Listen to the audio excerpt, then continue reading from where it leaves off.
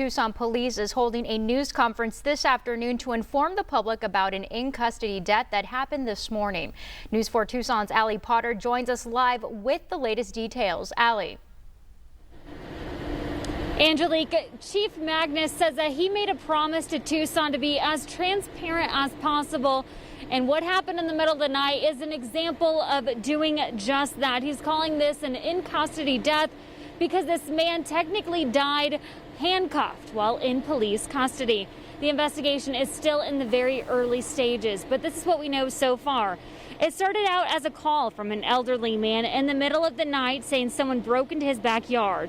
When deputies arrived on scene, they saw 29-year-old Jesus Gilberto Gutierrez. He was actually lying on the ground, moving but not responsive. During a press conference, Chief Magnus showed us this body cam video that you're seeing right now. And as you can see, officers talked to him, asked for his name, but still no response. He just moaned and moved a little bit. They then handcuffed him and gave him 2 doses of Narcan, but those had no apparent effect. The officers carried Gutierrez into front of the house and then noticed he wasn't breathing. They also began CPR. Tucson Fire also responded and continued that CPR. Unfortunately, this man did die. Now, again, the investigation is still in the preliminary stage, and it's too early for an autopsy and toxicology report.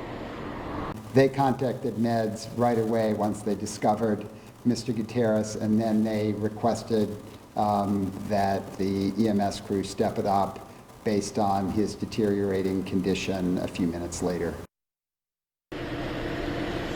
Chief Magnus says that we're still waiting again for those reports, but he strongly believes that this man did die from a drug overdose.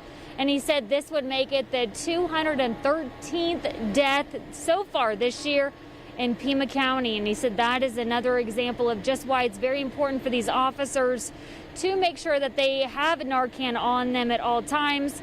They've saved a little bit over 23 lives so far this year as well. So it's very, very important to have that definitely in hand. But of course, we'll keep following this situation and bring you more coverage as it becomes available. In the meantime, we've got you covered from downtown. Allie Potter, News 4 Tucson.